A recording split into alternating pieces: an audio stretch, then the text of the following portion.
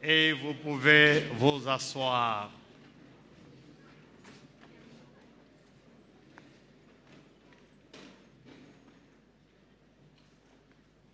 Bonjour à tous. Bonjour encore. Je voudrais saluer aussi tous ceux qui nous suivent sur Internet. Où que vous puissiez vous trouver, vous êtes en communion avec la Nouvelle Jérusalem de Bruxelles. Dieu vous bénisse. Vous savez, il fait très froid en Belgique ce matin. J'ai regardé la température quand j'entrais dans la voiture pour venir à l'église ici à 6 heures. Il faisait moins 8,5 degrés dehors. Mais c'est rien. Votre corps a 37 degrés. Donc, le froid ne doit pas nous intimider. Notre corps est plus chaud que la température extérieure. Alléluia.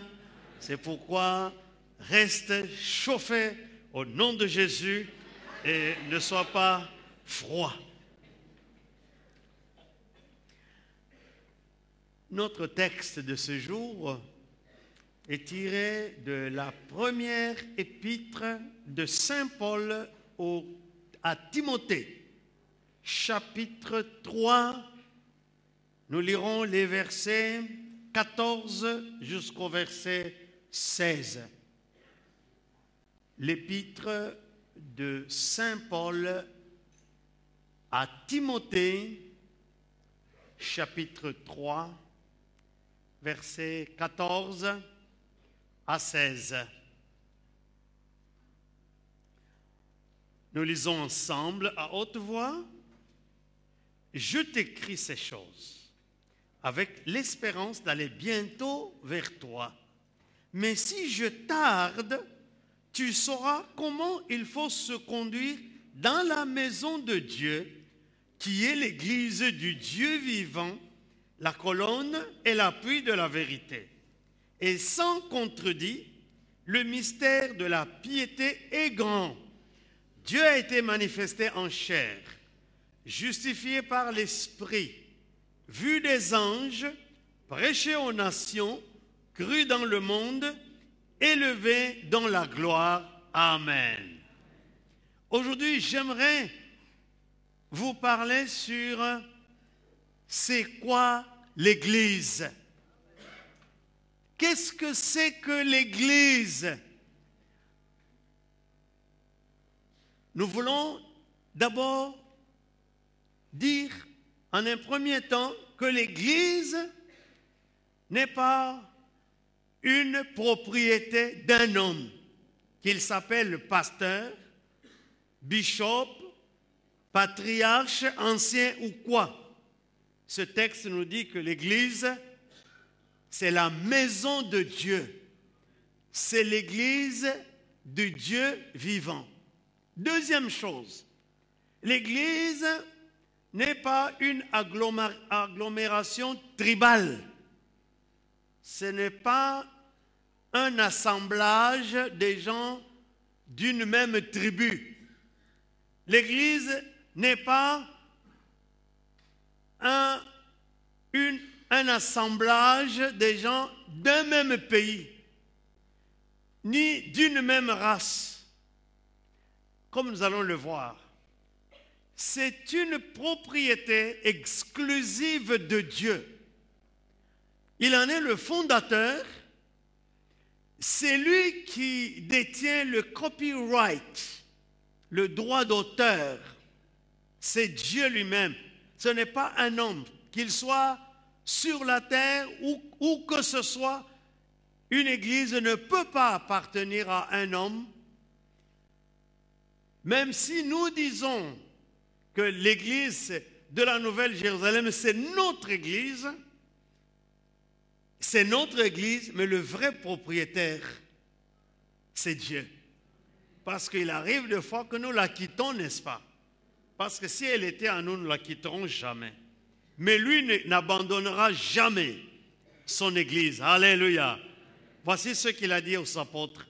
Voici, je suis avec vous tous les jours jusqu'à la fin du monde. Gloire au Seigneur. Le mot Église a été usité, c'est-à-dire son usage s'est tiré de ce qui se faisait dans les États grecs. On appelait ainsi l'assemblée des citoyens convoqués par le héros pour la discussion et la décision des affaires publiques. Alors, il y a une version de la Bible, c'est la version dite des Septante. Je vous explique rapidement de quoi il est question. Le roi Ptolémée de l'Égypte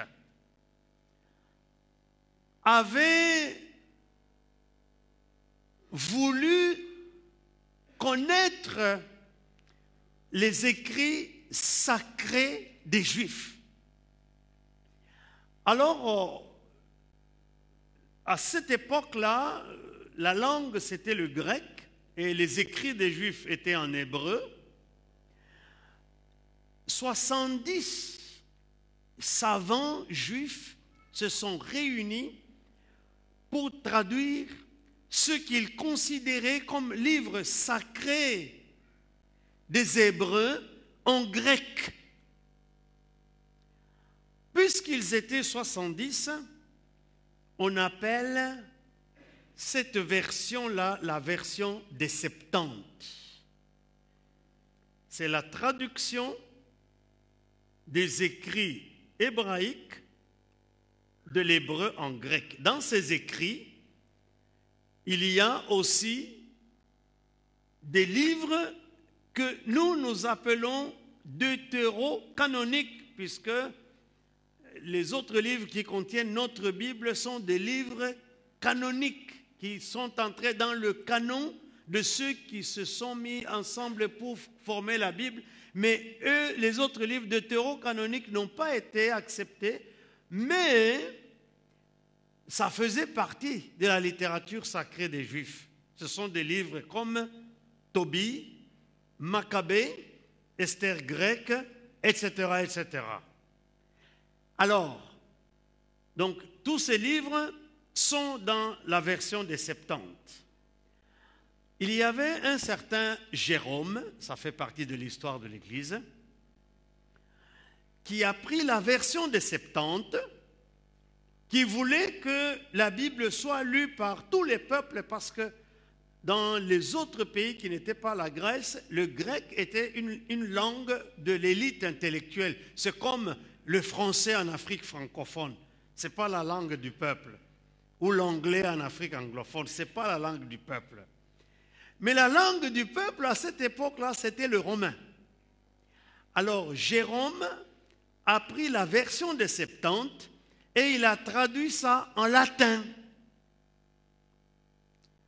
Cette version-là, c'est la version qui s'appelle Vulgate. Vulgate pour dire la version du peuple. C'est à partir de la version Vulgate que la Bible dite catholique a été traduite. C'est pour ça, dans certaines Bibles, vous trouvez les livres deutérocanoniques. Je vous dis ça juste pour votre information, pour l'histoire de la Bible, mais ça, là, n'est pas notre sujet aujourd'hui. Alors, le mot hébreu de cette assemblée des citoyens convoqués pour la discussion et la décision des affaires publiques, c'est le mot kahal. Kahal désignait l'assemblée ou la congrégation d'Israël. Par exemple, quand Moïse a appelé Israël de sortir de l'Égypte pour aller dans le désert en vue d'aller conquérir la terre promise, cette assemblée-là d'Israélites, en hébreu, c'est Kahal. Et je vous ai dit que la version des Septante, ils ont traduit les écrits sacrés de l'hébreu en grec. Alors, ce mot kahal, quand les écrivains de la version des Septante ont traduit ce mot-là, ils l'ont traduit par le mot ecclésia. Ecclésia, c'est l'assemblée des citoyens convoqués pour la discussion et la décision des affaires publiques. Si tu n'es pas citoyen, à l'époque, la citoyenneté était à partir des villes. C'est comme Paul, il se dit citoyen romain, parce qu'il était citoyen de Rome. Si tu n'étais pas citoyen, tu ne peux pas participer à cette assemblée. Alors, Jésus a employé ce mot pour la première fois dans Matthieu 16, 18. Il a utilisé le mot « église » quand il a dit à Pierre, « Tu es Pierre et sur ce roc, je bâtirai mon église. » Maintenant, c'est quoi l'église? C'est quoi l'ecclésia? C'est quoi, dans son sens, dans son essence? Ecclésia ou l'église, c'est la communauté de tous les croyants de la nouvelle alliance. Que le lien de la foi et l'action régénératrice du Saint-Esprit unissent d'une façon vitale à Jésus-Christ. Je répète la définition. L'Église est la communauté de tous les croyants de la nouvelle alliance. Il y a deux liens qui les attachent à Jésus-Christ. Premièrement, le lien de la foi. Deuxièmement, l'action régénératrice du Saint-Esprit. C'est-à-dire que c'est les gens qui ont cru en Jésus comme leur Sauveur et leur Seigneur et qui ont été régénérés, c'est-à-dire ils sont nés à nouveau par le Saint-Esprit. Uniquement ceux qui ont la foi et qui ont la régénération sont membres de l'Église. C'est pour ça que je disais, l'Église, ce n'est pas une question de tribu, ce n'est pas une question de race, c'est une question de cœur, de salut et de foi. Et nous sommes les citoyens du ciel par Jésus-Christ. Alléluia. Jean dit ceci, au chapitre 1 de Jean, verset 12, il dit, mais à ceux qui ont reçu Jésus, à ceux qui croient en son nom, il leur a donné le pouvoir de devenir enfants de Dieu, lesquels sont nés ni du nom du sang, ni de la chair, ni de la volonté de l'homme, mais de Dieu. La régénération est une naissance qui nous vient de Dieu par le Saint-Esprit. Alors ces gens-là, ils sont unis d'une façon vitale à Jésus-Christ. C'est-à-dire, ceux qui ont la foi et qui ont été régénérés par le Saint-Esprit, ils tirent leur vie, ils tirent leur raison d'être, leur façon d'être, leur respiration. Ils tirent cela de façon vitale par l'union à Jésus-Christ. Donc ce n'est pas, encore une fois, un problème ni de tribu, ni d'homme, ni de race, mais c'est de l'attachement à Jésus-Christ.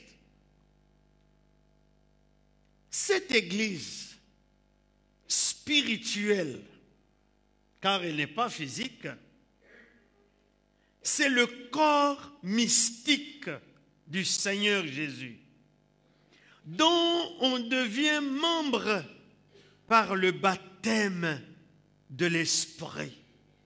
Et dans ce sens, elle n'est discernée que par les yeux de la foi. Deuxièmement, elle est universelle parce que les enfants de Dieu de tous les pays et de tous les milieux en font partie.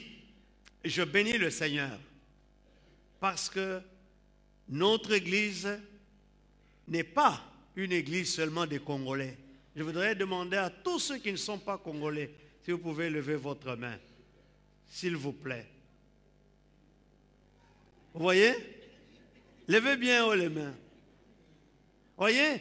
C'est ça l'Église. Merci, vous pouvez baisser la main. Donc, vous voyez que ce n'est pas une Église des Congolais. Parce que dans la définition de l'Église, c'est une entité universelle. Alléluia. Et ce qui nous unit, donc, c'est les enfants de Dieu de tous les pays et de tous les milieux, c'est-à-dire des pauvres, des riches, des intellos, de ceux qui n'ont pas étudié, etc. Tous les milieux,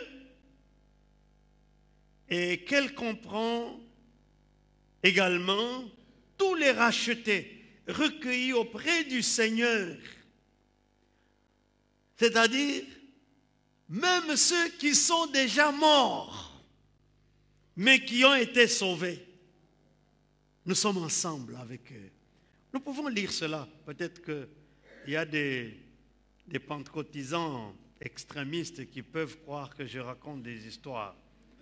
Hébreux chapitre 12.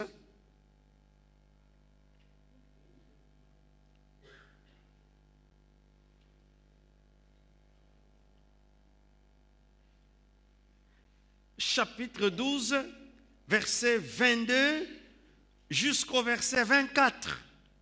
Nous lisons ensemble. Mais vous vous êtes approchés de la montagne de Sion, de la cité du Dieu vivant, la Jérusalem céleste, des myriades qui forment le cœur des anges, de l'assemblée des premiers-nés inscrits dans les cieux, du juge qui est le Dieu de tous, des esprits des justes parvenus à la perfection, de Jésus qui est le médiateur de la nouvelle alliance, et du sang de l'aspersion qui parle mieux que celui d'Abel. Amen. Ce texte de Hébreux 12 compare le Kahal, l'assemblée des Juifs avec Moïse, et l'Ecclésia, l'assemblée des rachetés par Jésus-Christ que nous sommes. Vous voyez, si nous lisons au verset 18, il dit, vous ne vous êtes pas approchés d'une montagne qu'on pouvait toucher qui était embrasée par le feu, ni de la nuée, ni des ténèbres, ni de la tempête, ni du retentissement de la trompette, ni du bruit des paroles, tels que ceux qui l'entendirent demandèrent qu'il ne leur en soit pas adressé une de plus. Et au verset 22, mais vous vous êtes approchés de la montagne de Sion. C'est le Sion spirituel de la cité du Dieu vivant, la Jérusalem céleste, de l'assemblée des premiers-nés inscrits dans les cieux, du juge qui est le Dieu de tous, des esprits des justes parvenus à la perfection. C'est pourquoi dans le credo, nous disons, je crois à l'Église universelle. L'universalité de l'Église n'est pas seulement du point de vue étendu géographique, du point de vue espace, c'est une universalité du point de vue temps. C'est-à-dire, depuis les apôtres jusqu'à nous aujourd'hui, quand nous nous adressons à Dieu par nos prières, par nos chants, par etc., eh bien, nous sommes en communion. C'est ça l'Église universelle. Si elle a un sens d'invisibilité, elle est en même temps visible, car elle est incarnée sur la terre en des membres vivants et agissants, dont le monde doit constater l'amour fraternel, remarquer les bonnes œuvres et entendre des fidèles témoignages. Elle est enfin aussi locale, car dans le Nouveau Testament, la communauté chrétienne de chaque localité était considérée comme une église, ce qui permet d'employer également le terme pluriel d'église, les églises au pluriel. Nous retournons dans le texte de Timothée.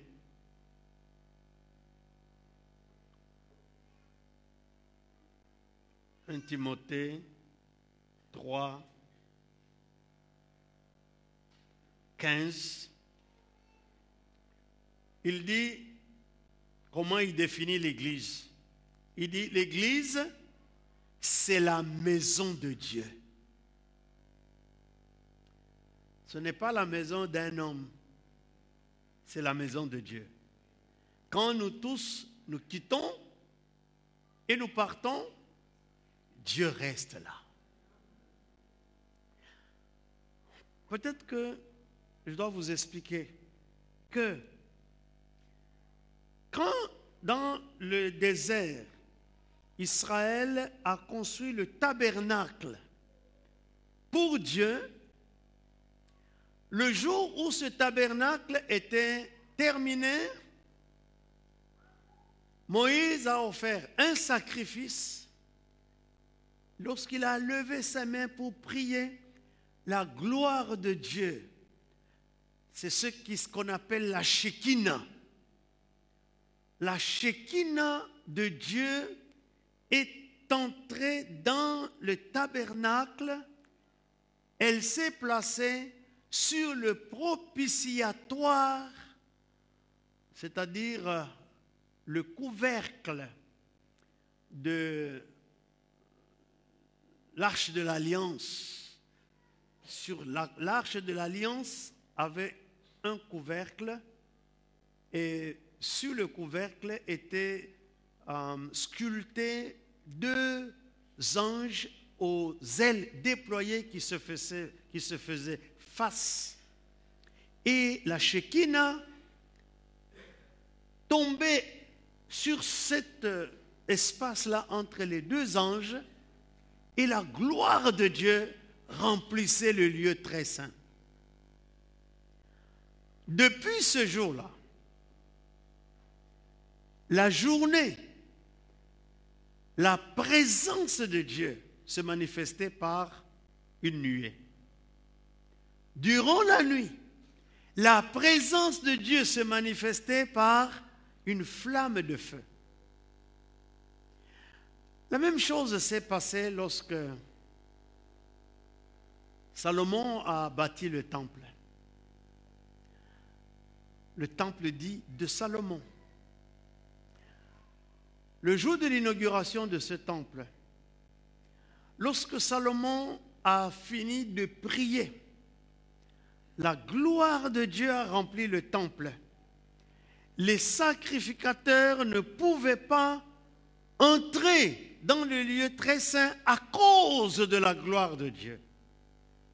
C'est-à-dire, la manifestation de la présence de Dieu dans le lieu de l'adoration construit par les hommes. Lorsque nous avons inauguré ce temple en l'an 2003, ça devait être au mois de novembre ou décembre, nous avons dédicacé ce temple à Dieu. Ce temple a cessé d'être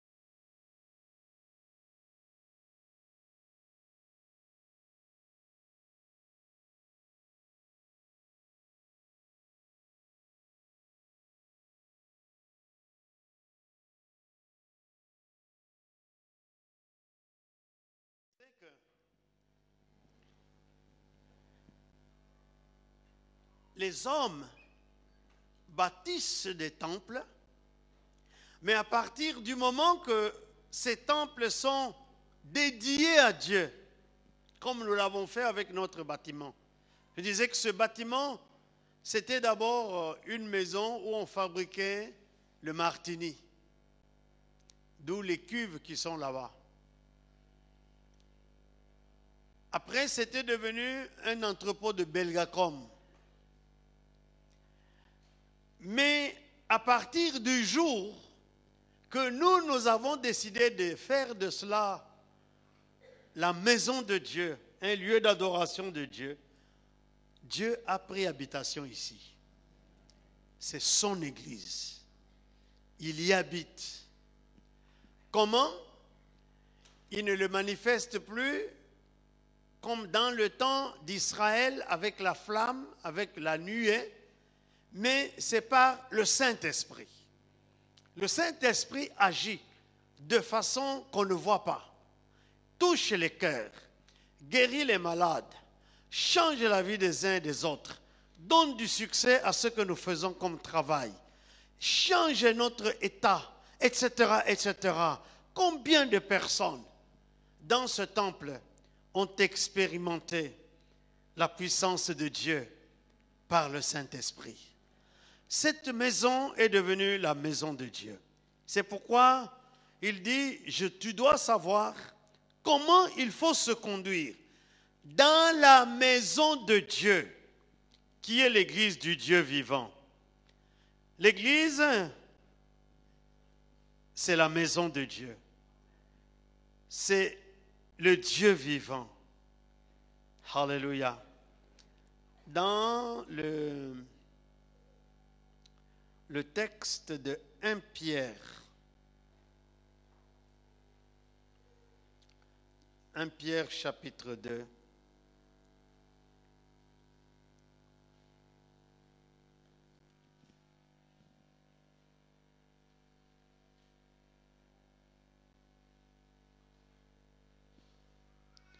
Versets 4 et 5. Pierre dit ceci. Approchez-vous de lui, pierre vivante, rejetée par les hommes, mais choisie et précieuse devant Dieu. Et vous-même, comme des pierres vivantes, édifiez-vous pour former une maison spirituelle, un sacerdoce, afin d'offrir des victimes spirituelles agréables à Dieu par Jésus-Christ. Alléluia. Que dans un bâtiment comme celui-ci, chaque personne qui est rachetée par le sang de Jésus, qui a ouvert son cœur et croit que Jésus-Christ est son Sauveur et son Seigneur, qui a été régénéré par le Saint-Esprit, devient une pierre vivante. Qu'ensemble, nous sommes unis comme des pierres vivantes pour bâtir, cette fois-ci, une maison spirituelle. Quand nous chantons des cantiques ensemble, quand nous faisons des prières ensemble, quand nous nous retrouvons ensemble dans des rencontres d'ecclésia, nous sommes des pierres vivantes, nous sommes en train de bâtir une maison spirituelle. Le dommage, c'est que souvent les hommes ne voient que le bâtiment, mais ils oublient que le bâtiment, s'il n'y a pas des pierres vivantes pour construire une maison spirituelle, n'a pas de valeur. Ce bâtiment a de la valeur à cause de la présence de Dieu. Le jour que cette maison spirituelle que nous sommes, chacun de nous, cette pierre vivante que tu es, quand nous tous, nous évacuons ce bâtiment, ça n'a plus de valeur. Mais ce qui donne la valeur à l'Église, c'est la présence de Dieu lui-même, le propriétaire. Il dit, puisque vous bâtissez une maison spirituelle, vous êtes un saint sacerdoce. Et vous offrez des victimes spirituelles agréables à Dieu. Quelles victimes spirituelles? Eh bien, les chants, la louange, l'adoration, les prières, les offrandes, les dîmes, tout ça c'est des victimes spirituelles. Nous ne sommes plus, comme en Israël, obligés d'amener de bœuf, non, des bœufs et des moutons, les égorger pour les présenter à Dieu. Nous amenons des victimes spirituelles, c'est-à-dire notre louange, notre adoration, nos offrandes. Et Dieu les agrée par Jésus-Christ. Regardez le verset 8. Verset 9. Pierre parlant aux fidèles des églises, il dit, vous au contraire, vous êtes une race élue.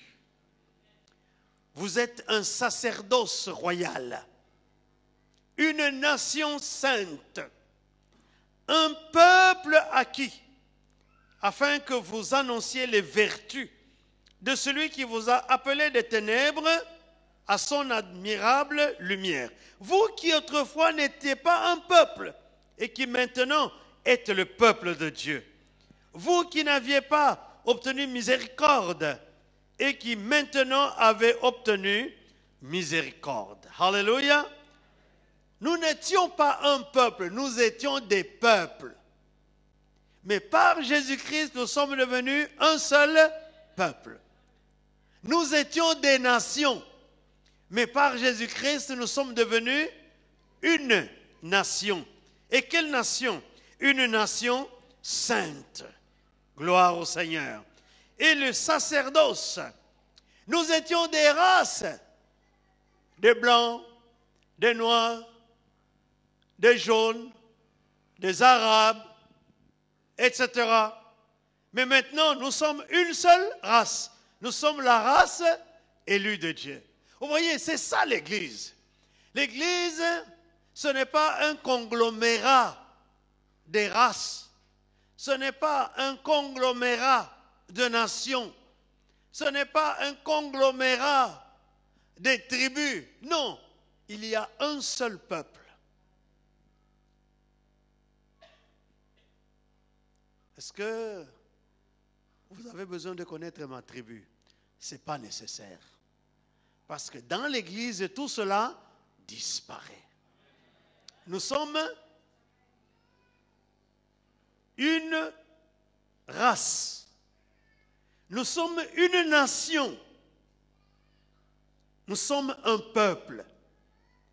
Et le sacerdoce que nous faisons, c'est un sacerdoce royal, à cause du roi des rois et du Seigneur des seigneurs.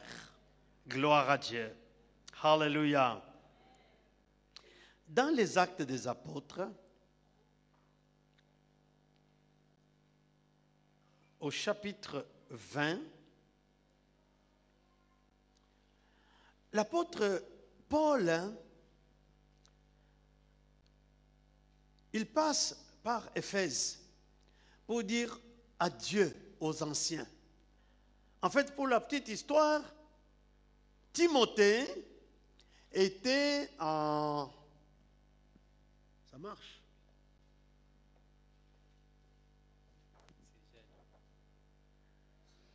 Timothée était le pasteur de l'église à Éphèse. Donc, Dieu l'avait laissé à Éphèse, pas Dieu. Paul l'avait laissé à Éphèse pour qu'il établisse des anciens et des diacres. Entre parenthèses, 1 Timothée, 2 Timothée, l'épître à Tite sont appelés les épîtres pastoraux. C'est les écrits qu'on recommande à chaque nouveau pasteur, à l'ancien pasteur, à tous les pasteurs, de lire, de maîtriser, parce que ça donne l'organisation de l'Église. Comme je l'ai dit là, l'Église n'est pas une histoire du pasteur.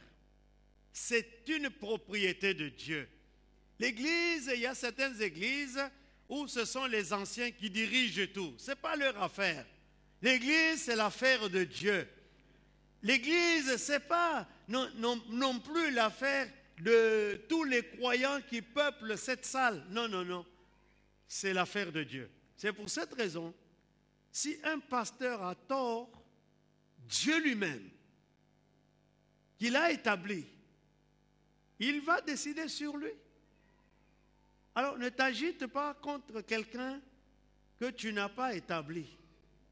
Parce que c'est Dieu lui-même qui établit les pasteurs. Je me rappelle, quand j'étais étudiant au campus de Lubumbashi, nous avons fait la manifestation jusque chez le gouverneur. C'était un militaire à l'époque.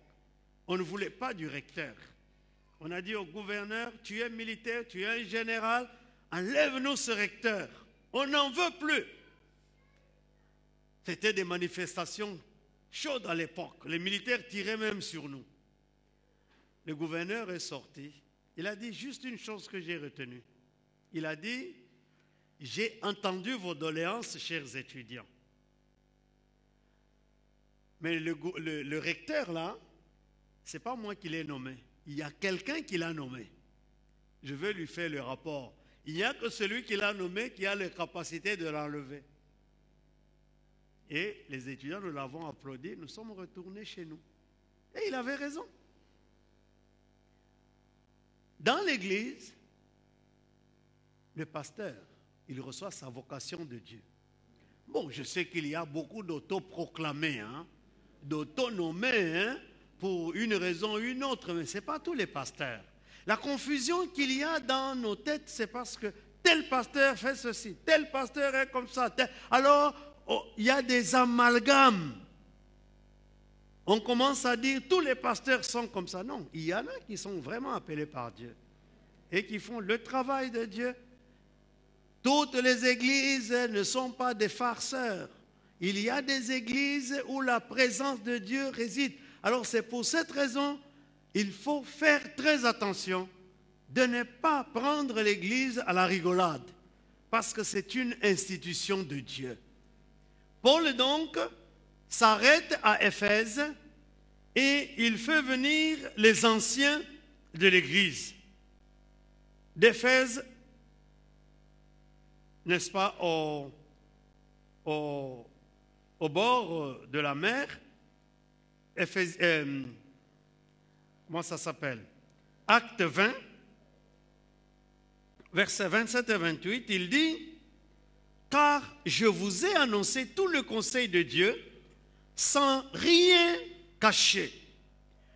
Prenez donc garde à vous-même et à tout le troupeau sur lequel le Saint-Esprit vous a établi évêque, pour paître l'Église de Dieu qu'il s'est acquise par son propre sang. » Je sais qu'il s'introduira parmi vous après mon départ des loups cruels qui n'épargneront pas le troupeau et qu'il s'élèvera du milieu de vous des hommes qui enseigneront des choses pernicieuses pour entraîner les disciples après eux. Voici comment il dit aux anciens de l'Église. C'est ça qu'il appelle évêque. Premièrement, dans l'Église, de prendre garde à soi-même. On ne peut pas venir dans l'Église. Vous savez ce que nous disons souvent aux fidèles quand ils viennent, ils veulent qu'on juge les affaires des uns et des autres. On leur dit, le seul problème que nous avons dans l'Église, nous n'avons ni police, ni armée, ni cachot. Donc, nous pouvons parler à quelqu'un, mais parfois il n'écoute pas. Donc, l'Église n'a pas de cachot. L'Église n'a pas d'armée pour mettre les gens au pas. Oh, maintenant, les gens font ceci. Mais c'est parce qu'ils ont décidé. Si quelqu'un décide de se conduire mal, eh bien, il va le faire. Mais ce qu'on nous demande dans l'Église, premièrement, c'est de prendre garde à nous-mêmes. Pourquoi ? Parce que nous sommes dans une institution qui n'est pas nôtre. C'est une institution de Dieu.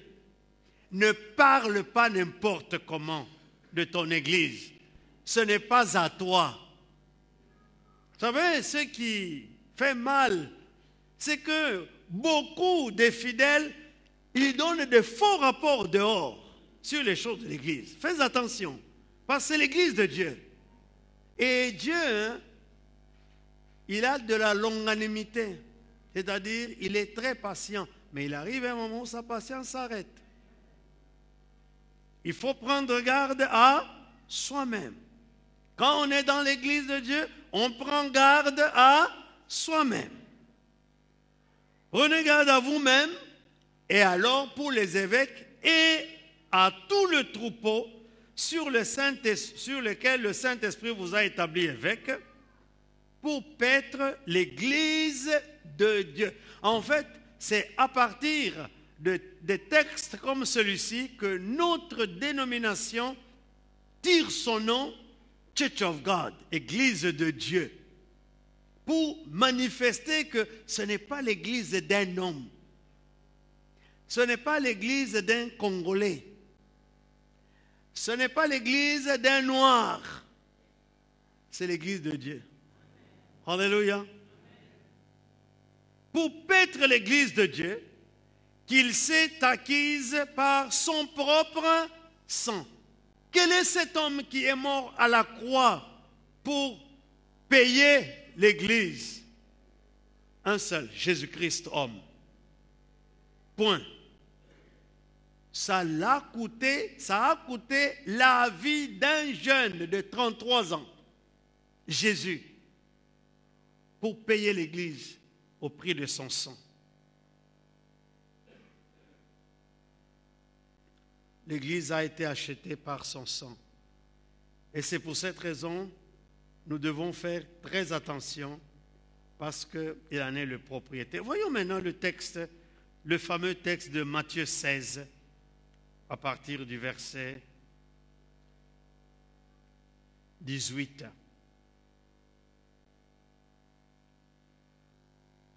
Donc, le verset 16, Simon-Pierre révèle une vérité. Verset 16, Simon-Pierre répondit, « tu es le Christ, le Fils du Dieu vivant. Tu es le Christ, le Fils du Dieu vivant.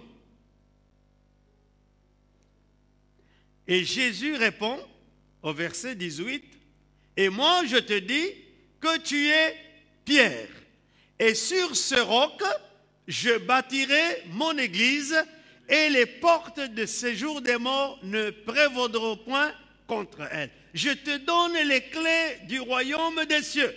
Ce que tu liras sur la terre sera lié dans les cieux. Ce que tu délieras sur la terre sera délié dans les cieux. » Nous avons dit que l'Église est une propriété de Dieu. Pierre dit, tu es le Christ, le Fils du Dieu vivant.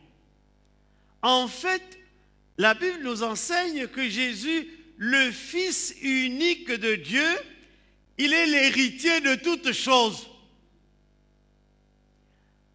Puisque l'Église appartient à Dieu, Jésus, le Fils unique de Dieu, est le propriétaire de toutes les choses de Dieu, comme Isaac est devenu le propriétaire de tout ce qui appartenait à Abraham. Alors Jésus devient par cela le propriétaire de l'Église. Il reçoit cet héritage de sa filiation avec Dieu, le propriétaire de l'Église. Vous me suivez? Il dit, tu es heureux, Simon, fils de Jonas. Au verset 17. Car ce n'est ni le sang ni la chair qui t'ont révélé ces choses, mais c'est mon Père qui est dans les cieux. Et moi je te dis que tu es Pierre. Tu es un petit roc, un petit rocher tiré du roc. Tu es un petit rocher. Qu'est-ce qui a fait de Pierre ce petit rocher? Mais c'est un petit rocher qui est sorti du grand roc. C'est quoi ce rocher, ce roc? C'est la vérité. Parce que Jésus a posé la question, qui dit-on que je suis? Moi, le Fils de Dieu vivant. Et moi, le Fils de l'homme.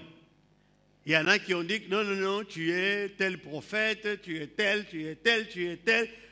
Personne ne l'a attaché directement à Dieu. Et Pierre dit que non, tu es le Christ, le Fils du Dieu vivant. Ah, du coup, Jésus se rend compte que Pierre a reçu la révélation de la vérité. Et la vérité n'est autre chose que la nature de Dieu. Alors, donc, puisque tu as reçu la vérité, toi, Pierre, tu es le petit rocher détaché du grand roc. Il dit, je te dis que tu es Pierre, tu es le rocher. En grec, ça se dit bien. Tu es Pétros. Et sur cette Pétra, Pétros, c'est le rocher. Pétra, c'est le grand roc. Je bâtirai mon église. Tu es le rocher, tu es la vérité, Pierre. Cette vérité que tu viens déclarer vient de la grande vérité universelle. C'est sur cette vérité-là que Jésus est le Fils de Dieu que je vais bâtir mon église. C'est-à-dire que l'église qui est la chose de Dieu va m'appartenir. Pourquoi il dit cela? C'est parce qu'il y avait déjà le Kahal, l'assemblée d'Israël, qui étaient les appelés de Dieu de l'Égypte, au travers le désert et dans la terre promise. Maintenant, Jésus est venu universaliser ça avec l'Église, pour que ça ne soit pas seulement Israël, mais que ce soit les hommes de toute nation, de tout peuple, de toute langue, de toute condition de vie et de toute race. Il va bâtir son église. Voici les caractéristiques de cette église. je bâtirai mon église et, en verset 18, les portes du séjour des morts ne prévaudront point contre elle. L'église est une institution éternelle qui ne peut être détruite. Je parle ici de l'église spirituelle, de l'église universelle, de l'église spirituelle qui est ce corps mystique du Seigneur. Elle est indestructible. Il dit les portes du séjour des morts. Jamais l'église ne sera enterrée. Pourquoi? Parce que Jésus a vaincu la mort. Il est écrit dans Colossiens 2, 14 et 15, il a effacé l'acte dont les ordonnances nous condamnaient qui subsistaient contre nous et il les a éliminés en les clouant à la croix. Il a dépouillé les dominations et les autorités et il les a livrées publiquement en spectacle en triomphant d'elles par la croix. Nous, les pierres vivantes qui formons cet édifice spirituel, par la résurrection de Christ, il nous a rendus à la vie et nous vivrons éternellement. Alléluia! Même si la mort nous frappe, la mort physique. Mais la vérité spirituelle, c'est que les anges de Dieu nous attendent dès que nous rendons l'âme. Ils nous accueillent et nous amènent vers le Seigneur parce que nous sommes une réalité spirituelle. Les portes du séjour de mort n'auront pas de victoire parce que les démons ont vécu. Et puis il dit, je te donnerai les clés du royaume des cieux pour montrer la puissance de l'Église. L'Église a les clés pour ouvrir les royaumes des cieux. Il dit, ce que vous liez sur la terre sera lié dans les cieux. Quand l'Église s'est réunie à Jérusalem, pour que Pierre ne meure pas, le ciel a entendu que l'Église avait décrété la libération de Pierre. Pierre était lié des mains et des pieds. Il était dans une prison intérieure. Mais l'Église a ordonné la libération de Pierre par la prière. Et ce texte s'est accompli. Les cieux ont entendu la prière de l'Église. L'Église a les clés pour ouvrir les cieux. Et c'est ainsi qu'un ange est descendu right there, dans la prison, là où était Pierre, là où il était couché, et les chaînes se sont rompues. Mais d'où est venue la victoire? De la prière de l'Église. Ne te moque pas de l'Église quand elle prie. Parce que quand l'Église prie, elle secoue les cieux. Elle fait des décrets que le ciel doit faire, doit admettre et agir. La prière de l'Église a fait libérer Pierre. Ce que tu délieras va être délié. Ce que tu lieras sur la terre sera lié dans les cieux. Ça, c'est l'Église puissante et victorieuse. Si nous avons décrété cette année comme l'année de combat et de victoire dans le combat spirituel, c'est en nous appuyant sur des textes comme celui-ci. Victoire dans le combat spirituel. Parce que notre déclaration a des effets dans les cieux. Vous voyez, nous ne sommes pas, comme je disais, une conglomération de quelques gens par-ci, par-là, illuminés, qui font du bruit. Non, non, non, non. Nous sommes les décideurs. Nous décidons des choses en bas et ça s'exécute au ciel. Et quand le ciel a pris acte, c'est terminé. C'est terminé. Église puissante, glorieuse, victorieuse. Il faut que nous sachions que Dieu nous a, comme Église, donné le pouvoir extraordinaire. Jésus dit cela parce que il sait que son Saint-Esprit viendra pour habiter avec l'Église. Le Saint-Esprit viendra pour agir avec l'Église.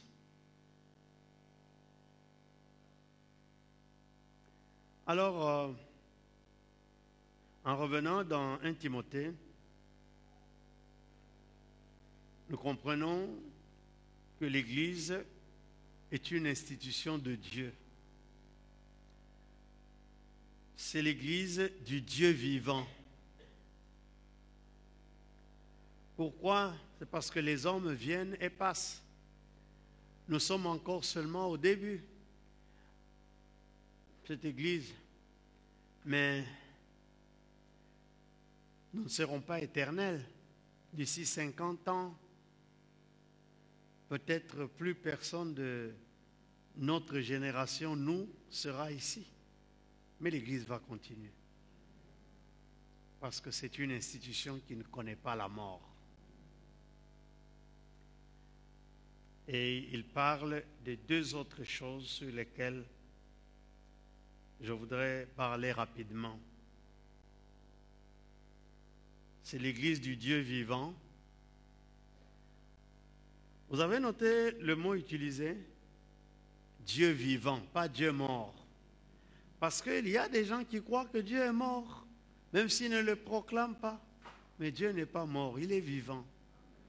Il a des yeux, il voit. Il a des oreilles, il entend. Il a des pieds, il marche. Dieu vivant. Et voici comment il définit encore l'Église. L'Église, c'est la colonne et l'appui de la vérité. Alors, il utilise une expression tirée de l'architecture, une image de l'architecture.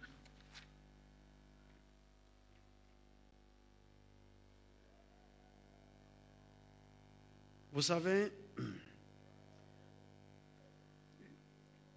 Timothée, je vous ai dit, était pasteur à Éphèse.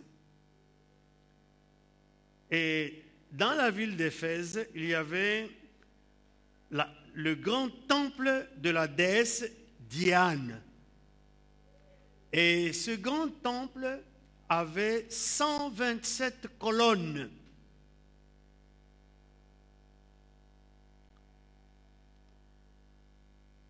Mais il voulait dire que l'Église est une colonne. Elle est tenue par une seule colonne. C'est la vérité. La vérité de Jésus-Christ. Dans Jean 14, 6, Jésus dit, « Je suis le chemin, la vérité et la vie. » Il est le chemin, il est la vérité.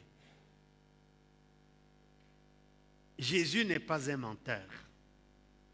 C'est un Dieu vrai. Et l'Église est appuyée sur cette vérité-là de Jésus-Christ. Dans 1 Corinthiens, chapitre 3, versets 9 et les suivants, Paul dit, car nous sommes ouvriers avec Dieu, utilisant toujours les images de l'architecture. Vous êtes le champ de Dieu, l'édifice de Dieu.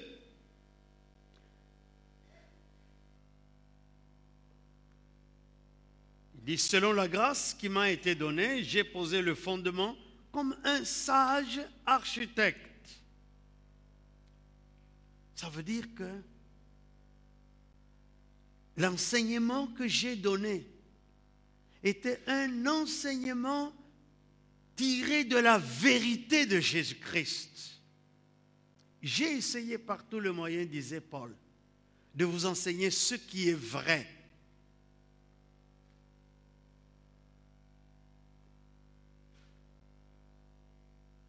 Au verset 11, il dit, mais que chacun prenne garde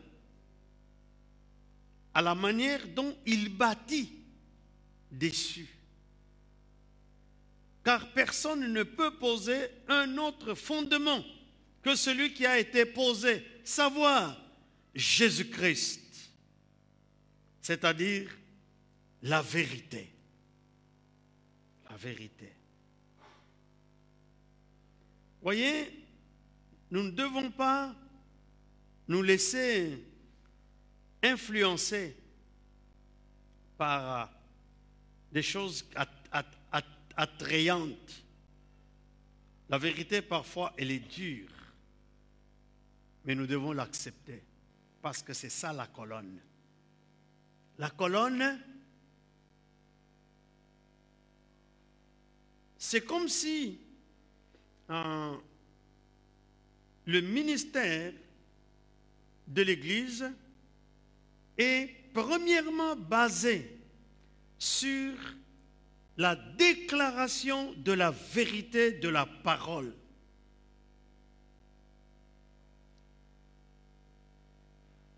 C'est-à-dire que ce qui est important dans l'Église, c'est que nous puissions prêcher la vérité de la parole.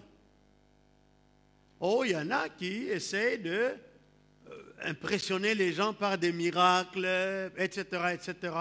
Mais vous savez, même les satanistes font des miracles. Hein? Ma mère, après la mort de mon père, elle a été épousée comme deuxième femme quelque part. La première femme de ce monsieur, quand elle faisait des fétiches et qu'elle entrait en transe, elle entrait dans le feu.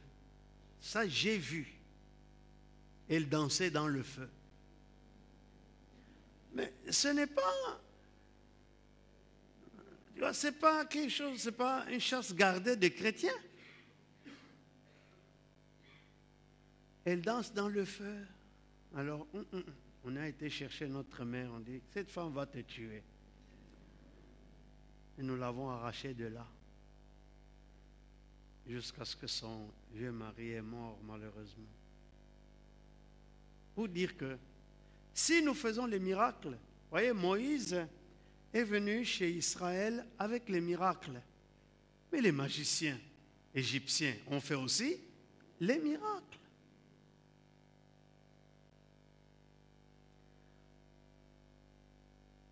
Chasser les démons.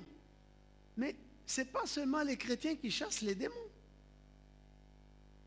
Il y a beaucoup de religions qui font ça. Les féticheurs font ça. Chez moi, il y a beaucoup de sorcellerie. Quand j'étais enfant, j'ai assisté à plusieurs scènes où on délivrait le sorcier par les méthodes traditionnelles.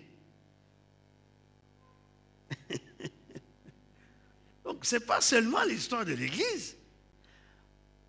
Pourquoi je vous explique tout cela? Pour que vous compreniez que la colonne de l'Église, ce n'est pas des miracles. C'est l'enseignement de la vérité de la parole de Dieu. Si l'Église s'éloigne de l'enseignement de la vérité de la parole de Dieu et commence à chercher seulement ce qui est spectaculaire, alors elle perd le nord. La colonne de la vérité, c'est la prédication de la parole de Dieu, la parole vraie. Alors, l'appui de la vérité, ça veut dire que l'Église doit protéger la vérité et la rendre sûre pour qu'elle ne puisse pas faillir. Vous voyez, dans Ésaïe 59, il y a un verset que nous devons connaître. Ésaïe 59, au verset 14, il dit « Et la délivrance s'est retirée, et le salut se tient éloigné, car la vérité trébuche sur la place publique, et la droiture ne peut s'approcher. La vérité a disparu, et celui qui s'éloigne du mal est dépouillé. » Vous voyez, c'est le prophète Ésaïe qui dit, si nous voulons que la délivrance soit avec nous, nous devons nous tenir absolument entre les deux colonnes de la vérité. Elle ne doit pas disparaître de la place publique, en tout cas pas de l'Église. Il dit, l'Église, c'est la colonne et l'appui de la vérité. L'Église a un rôle de protéger la vérité et ne pas s'éloigner de la vérité, ne pas entrer dans les compromissions, parce que le rôle de l'Église, c'est de rester dans la vérité. Pas la vérité comme les hommes le déclarent, non, ce que la parole de Dieu proclame. Voyez, souvent, nous pensons que la vérité est détenue par X, Y, Z. Non, non, non. Notre vérité est détenue par la parole de Dieu. Qu'est-ce que Dieu dit? Et il y a un livre qui était sorti dans le temps, je crois qu'il existe encore. Que ferait Jésus à ma place? Si Jésus était confronté dans la situation dans laquelle je suis, qu'est-ce qu'il ferait? Quand j'étais jeune chrétien, c'est ça l'entraînement dans lequel on nous a conduits. De dire, dans chaque situation, ne vois pas, tel a fait ceci, il a fait, tel a fait ceci, alors moi aussi je vais faire ça. Non, non, non. Que ferait Jésus? Parce que c'est lui qui est le chemin, la vérité et la vie. Si Jésus était à ta place, qu'est-ce que lui il ferait? Alors, j'irai dans la Bible pour voir des situations peut-être analogues. Parce que la Bible nous dit qu'il est passé par toutes choses comme nous.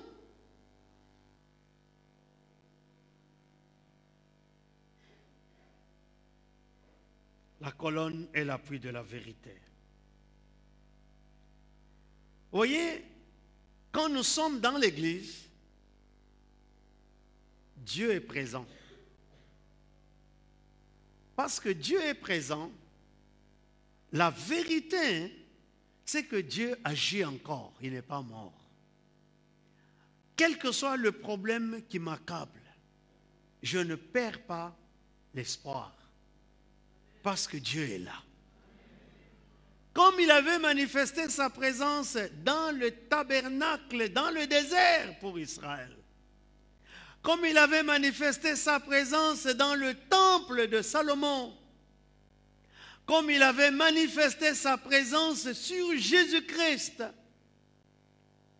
Eh bien, il continue à manifester sa présence dans l'église où il est adoré. Je sais que parmi nous, plusieurs aiment Dieu.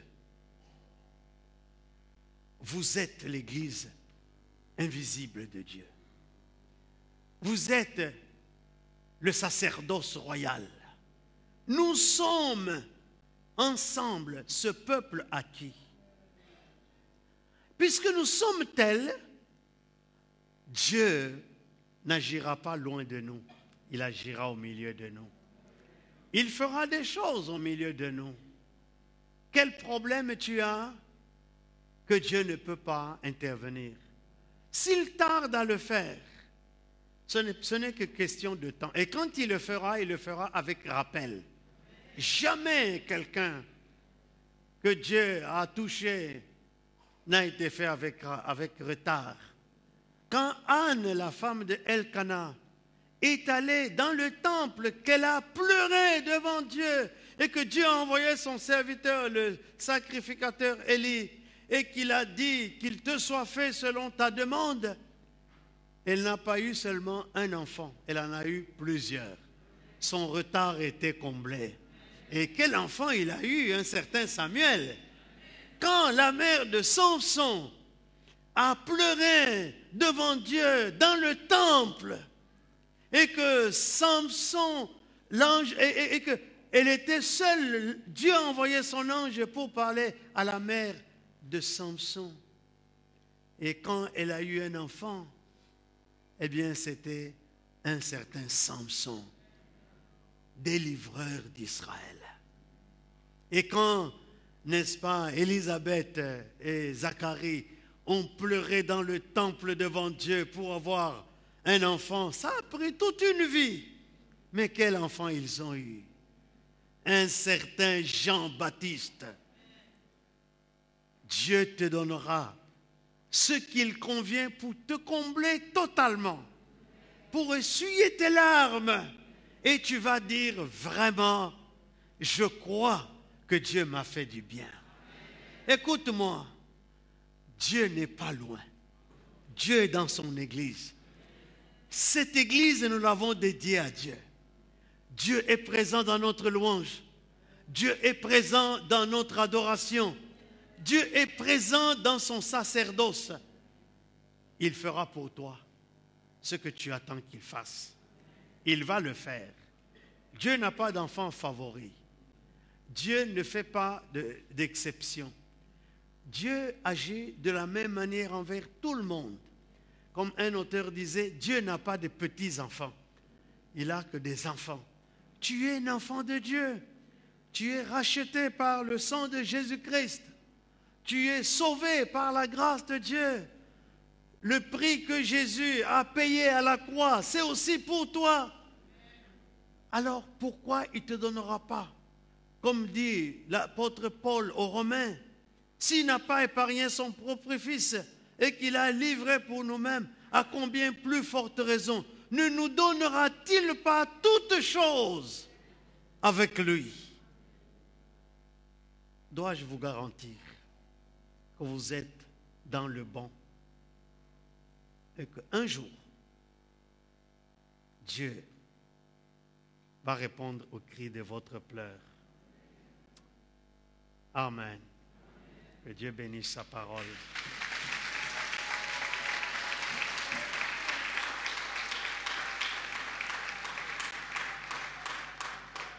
Nous allons prier. Seigneur Jésus, c'est ton église. Tu as dit, je bâtirai mon église. Le lieu où se réuniront tous ceux qui auront la foi en moi et qui vont connaître la régénération par le Saint-Esprit. Seigneur, nous avons la foi en toi. Nous croyons à notre régénération. Nous faisons partie de ce corps mystique de Christ, ton Église universelle.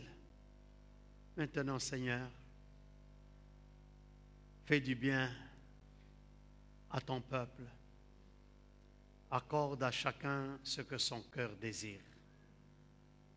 Nous prions au nom de Jésus. Amen.